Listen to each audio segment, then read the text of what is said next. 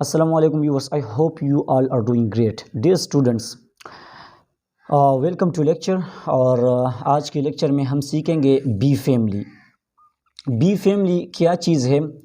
B असल में base form of verb है और इसका मतलब है होना.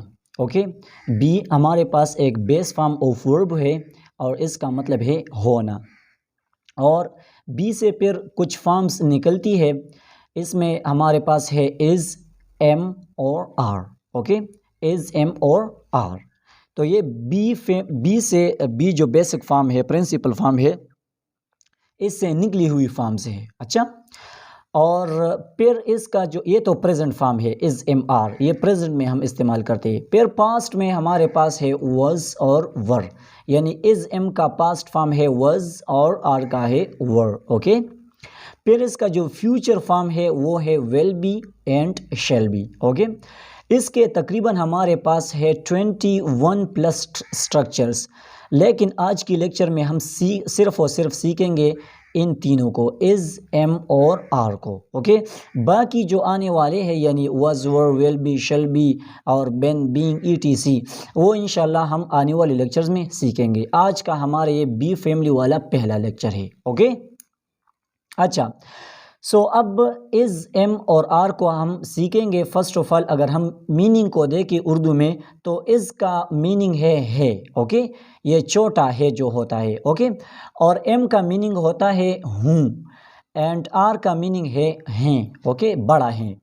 अच्छा, अब हम इनको सिंपल सेंटेंसेस में इस्तेमाल करते हैं. ये आप ये बात याद रखें कि जो इज़, एम, आर है ये सिंपल सेंटेंसेस हम में इस्तेमाल करते हैं प्रेजेंट में.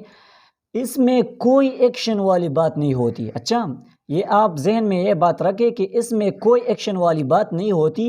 ये सिर्फ दो चीज़ें हमें दिखाते हैं. एक स्टेट ऑफ बीइंग यानी हमारी हालत ये दिखाता है, एंड दूसरी बात जो है इसमें वो स्टेट ऑफ एग्जिस्टेंस यानी मौजूदियत को शो करता है. ओके, इसके दो फंक्शन है, स्टेट ऑफ बीइंग और स्टेट ऑफ एग्जिस्टेंस के तौर पर एक्शन करना, फंक्शन करना. ओके, एक हालत और दूसरी मौजूदियत. ओके, तो अब हम इज़, एम और आर को प्रेजेंट सेंटेंस में इस्तेमाल करेंगे, सिंपल सेंटेंस में. ओके, और ये प्रेजेंट की मीनिंग देगी. अच्छा, सो अब यहाँ पर मैंने कुछ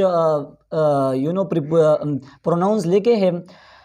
आई लिखा है मैंने, ही, शी, इट, सिंगुलर नेम, और इसके अलावा यू, वी और दे, और इसके साथ प्लूरल नेम. ओके, अब हम इन प्रोनाउंस के साथ इज़, एम, आर को लगाना सीखेंगे कि एम हम किन प्रोनाउन के साथ लगाते हैं, इज़ को किन प्रोनाउंस के साथ लगाते हैं, और आर को हम किन प्रोनाउंस के साथ लगाते हैं. तो अगर हम एम की बात करें तो ये सिर्फ और सिर्फ हम आई के साथ लगाते हैं. इज़ को हम ही, शी, इट और सिंगुलर नेम के साथ लगाते हैं. अच्छा, और आर को हम लगाते हैं यू, वी, दे और प्लूरल नाउन के साथ लगाते हैं. अच्छा, फिर इज़, एम, आर के बाद हम एक नाउन लगाते हैं. ओके, यहाँ पर बहुत सारे नाउन मैंने लगाए हैं, तो अब हम इनकी तरफ आएंगे, लेकिन इससे पहले आपको ये आई, ही, शी, इट, यू, वी, दे इनका मीनिंग समझना ज़रूरी है. ओके, आई का उर्दू में मीनिंग है मैं, ही का मीनिंग है वो लेकिन लड़के के लिए इस्तेमाल होता है, शी का मतलब है वो लेकिन लड़की के लिए इस्तेमाल होती है. ओके, इट ये यानी बेजान चीज़ के लिए इस्तेमाल होता है. यू तू और आप दोनों मीनिंग में इस्तेमाल होता है, यानी लिसनर के लिए इस्तेमाल होता है. वी हम के लिए इस्तेमाल होता है, हम मीनिंग देता है.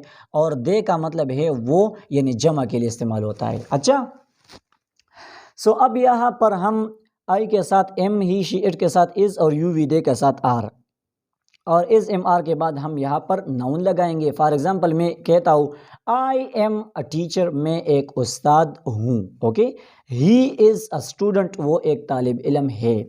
शी इज़ अ नर्स, वो एक नर्स हैं. Okay, it is a marker, ये एक मार्कर है. Ali is a student, Ali एक तालिब इल्म है.